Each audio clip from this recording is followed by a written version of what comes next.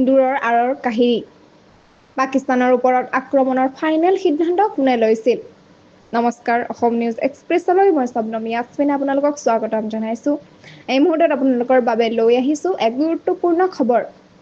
সংকেত পোৱাৰ লগে লগে ভাৰতীয় যুদ্ধ বিমানে অপাৰেচন সিন্দুৰ সফল কৰিবলৈ আকাশলৈ উৰা মাৰে।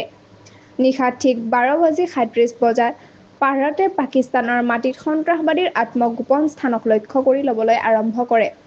ভাৰতীয় সেনাই পাকিস্তানৰ 9টা স্থানত আক্ৰমণ চলাই জম্মু কাশ্মীৰৰ পেহেলগামৰ সন্ত্ৰাসবাদী আক্ৰমণৰ প্ৰতিশোধ ল'লে।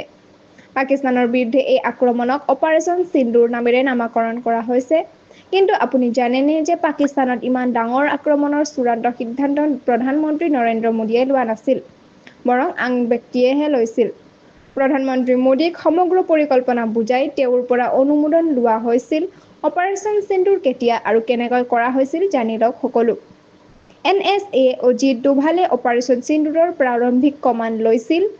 NSA অজিত ডোভালে বিশেষ দলৰ সৈতে এই অভিযানৰ কমাণ্ড চলালে। এই অভিযানৰ বাবে এটা শক্তিশালী দল গঠন কৰা হৈছিল। অভিযানৰ প্ৰথম পৰ্যায়ত পাকিস্তানৰ ভিতৰত চলি থকা কাৰ্যকলাপৰ বিষয়ে চোৰাংচোৱাৰ তথ্য সংগ্ৰহ কৰা হৈছিল। সেই সকলোবোৰ স্থান পদ্ধতিগতভাৱে চিনাক্ত কৰা হৈছিল, যিবোৰ স্থান আছিল সন্ত্ৰাসবাদীৰ নতুন ঠিকনা। ইয়াৰ পিছতে আক্ৰমণ সংঘটিত কৰিবলগীয়া সকলোবোৰ লক্ষ্য বাছনি কৰা হৈছিল। ভাৰতীয় চোৰাংচোৱা সংস্থাই এই সকলোবোৰ স্থানৰ ওপৰত তীক্ষ্ণ দৃষ্টি ৰাখিছিল। আক্ৰমণৰ বাবেই এক সুদৃঢ় পৰিকল্পনা প্ৰস্তুত কৰাৰ পিছত NSA অজিত ডোভালে প্ৰধানমন্ত্ৰী নৰেন্দ্ৰ মোদীক সাক্ষাৎ কৰে। এই আক্ৰমণ সন্দৰ্ভত প্ৰধানমন্ত্ৰী নৰেন্দ্ৰ মোদীৰ সৈতে ব্যাপক আলোচনাৰ অন্তত সিদ্ধান্ত লোৱা হয় যে এই আক্ৰমণত কেৱল সন্ত্ৰাসবাদীৰ আত্মগোপন কৰা স্থানকহে লক্ষ্য কৰি লোৱা হ'ব। প্ৰধানমন্ত্ৰী মোদীক সাক্ষাৎ কৰাৰ পিছত NSA অজিত ডোভালে পুনৰ তেওঁৰ মূল দলৰ সৈতে বৈঠকত মিলিত হয়। প্ৰধানমন্ত্ৰী নৰেন্দ্ৰ মোদীৰ পৰা পোৱা নিৰ্দেশ মৰ্মে পুনৰ আক্ৰমণৰ পৰিকল্পনা চূড়ান্ত কৰা হয়। এই আক্ৰমণত NTROক গুৰুত্বপূৰ্ণ ভূমিকা দিয়া হৈছিল।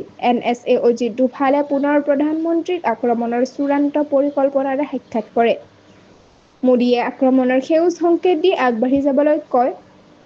তাৰ পিছত অতি সৰু গোট এটাক আক্ৰমণৰ বিষয়ে অৱগত কৰা হয় আৰু এটা নিয়ন্ত্ৰণ কক্ষক স্থাপন কৰা হয়। এই কণ্ট্ৰল ৰুমৰ কমাণ্ড সম্পূৰ্ণৰূপে NSA অজিত ডোভালৰ হাততেই আছিল।